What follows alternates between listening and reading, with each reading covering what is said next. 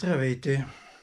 Днес ще говорим за Rollmatic T на Hörmann и по-точно за настройката на тубуларен двигател. Това е тубуларният двигател.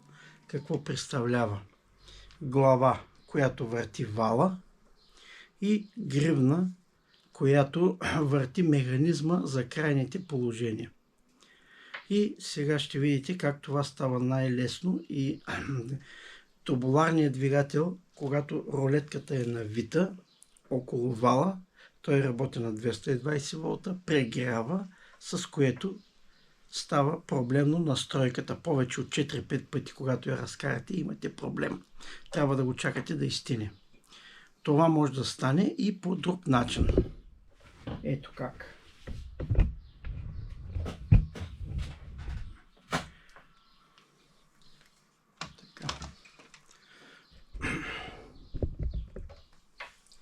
Свързваме го към това устройство. Какво представляват? Два диода, които ни показват горно-долно положение. Свързването става посредством тези бързи връзки, като тук има значение, синьото е винаги тук, а тук зависимост от коя страна е сложен мотора, кафявото и черното се разменят. И така, свързваме го и виждаме, че светват и двата червени и зеления диод. И какво правим от тук нататък? Завъртаме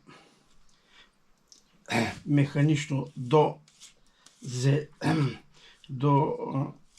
горно положение, след което с винта съответно догонваме.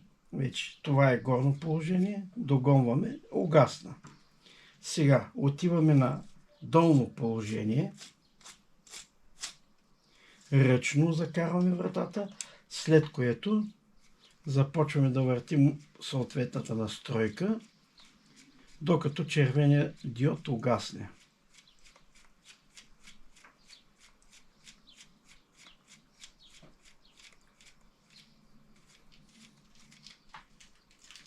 Тук май обърках посоките.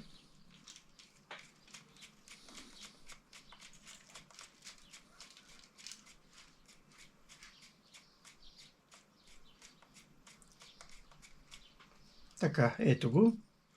Това е долно положение. Рулетката грубо е настроена.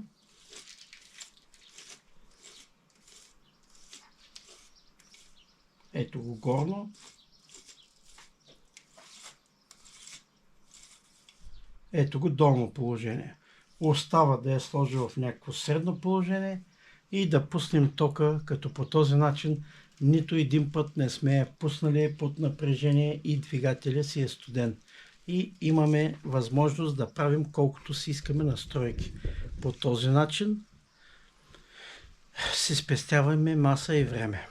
Това е от мен.